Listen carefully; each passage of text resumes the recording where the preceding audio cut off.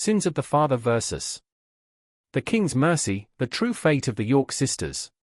The age-old philosophical question of whether the sins of the father should be visited upon the children has found a modern, high-stakes stage within the House of Windsor.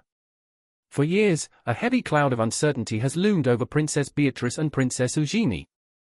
As the daughters of Prince Andrew, the Duke of York, they have found themselves navigating a minefield of public scrutiny and royal protocol through no fault of their own. Following Prince Andrew's catastrophic fall from grace, triggered by his association with convicted sex offender Jeffrey Epstein and the subsequent stripping of his military titles and royal patronages, speculation has been rife regarding the future of his daughters. Would King Charles III, in his vision for a slimmed-down monarchy, cast his nieces aside to protect the crown's reputation? Or would family loyalty prevail? Finally, a definitive perspective has emerged from within the palace walls to settle the debate. Grant Herald, a former royal butler who served King Charles III for 7 years during his tenure as the Prince of Wales, has broken his silence to offer a unique insider's view on the situation. His insights paint a picture not of exile and punishment, but of compassion, strategy, and enduring family bonds. To understand the weight of Herald's verdict, one must first appreciate the precarious position Beatrice and Eugenie occupy. The sisters are currently trapped in a volatile intersection of public sentiment and institutional necessity.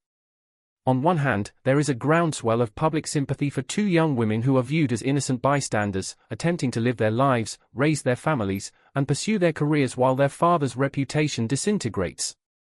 On the other hand, there are vocal critics who argue that the slimmed-down monarchy should be ruthless, questioning why the sisters retain Her Royal Highness styles and the title of princess when their father has been effectively erased from public life. The contrast between the sisters and their father is stark. Prince Andrew has lost his public life entirely.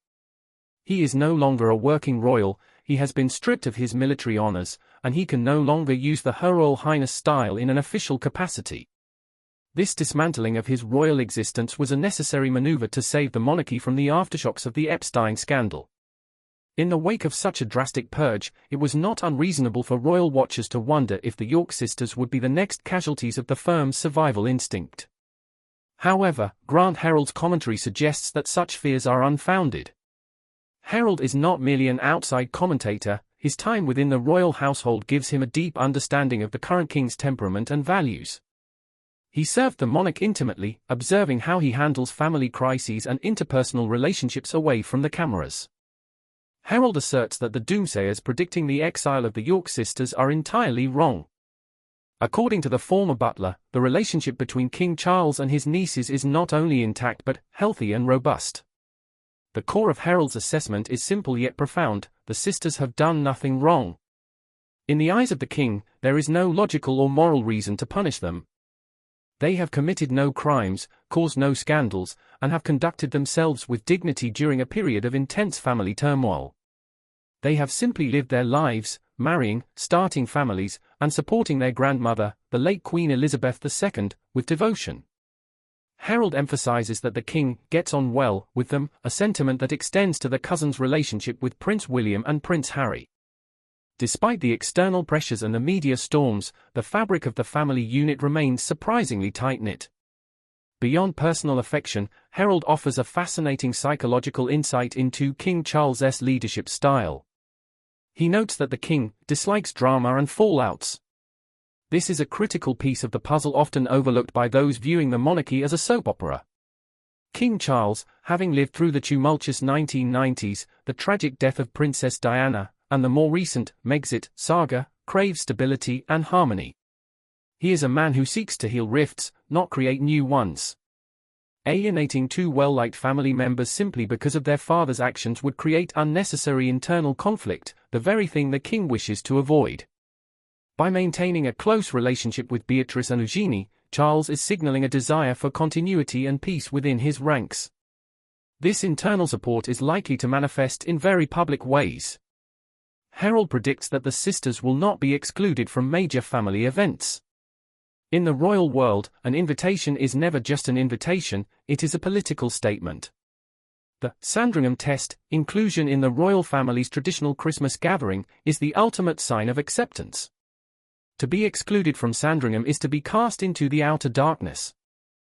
Harold confirms that the sisters are likely to remain on the guest list, along with their continued presence at events like Trooping the Colour and church services. By having Beatrice and Eugenie visible at his side during these moments, King Charles is sending a powerful, silent message to the world and the media: these are my family, they are under my protection. It is a nuanced approach that successfully separates the individual from the institution. As Harold noted, while Andrew may be stepping back, his daughters remain part of the wider family. This distinction is vital. It allows the king to protect the brand of the monarchy by keeping Andrew hidden, while simultaneously acting as a benevolent uncle who refuses to let the family drama destroy the lives of his nieces. Furthermore, the sisters' unique status actually works in their favor in this specific scenario. Beatrice and Eugenie are not working royals in the official sense. They do not receive funding from the sovereign grant, the taxpayer-funded pool that supports the monarch's official duties. Instead, they have always pursued their own private careers, Beatrice in business strategy and Eugenie in the art world. Ironically, this financial independence makes their position safer.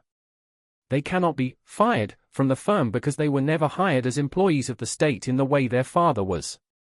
They are private citizens with royal titles, a distinction that allows them to exist in a comfortable middle ground. From a strategic standpoint, keeping the York sisters close is also a practical move for the monarchy. With the departure of Prince Harry and Meghan, and the disgrace of Prince Andrew, the pool of working royals has shrunk significantly. The younger generation of royals is thin on the ground. While Beatrice and Eugenie may not carry official portfolios, they act as vital extras on the royal stage. They bring youth, glamour, and a sense of vitality to garden parties and charity events. Alienating them would serve no strategic purpose and would only make the monarchy look smaller and more isolated. Ultimately, Grant Harold's verdict offers a ray of hope in what has been a bleak narrative for the York family. It portrays King Charles III not as a ruthless cleaner of the house, but as a stabilizing figure who values decency and loyalty. He appears to possess the wisdom to know that one does not cut off a healthy branch of a tree simply because the trunk is damaged. As the monarchy moves forward into the Carolean era, the role of the York sisters will be a compelling subplot to observe. If the former butler's assessment holds true, we can expect to see Princess Beatrice and Princess Eugenie continuing to walk the fine line of royal life, holding their heads high, distinct and separate from the scandals of their father, fully embraced by a king who values family above the fray of public opinion. They are safe, not because of their title, but because of their character and the enduring strength of the Windsor family bond.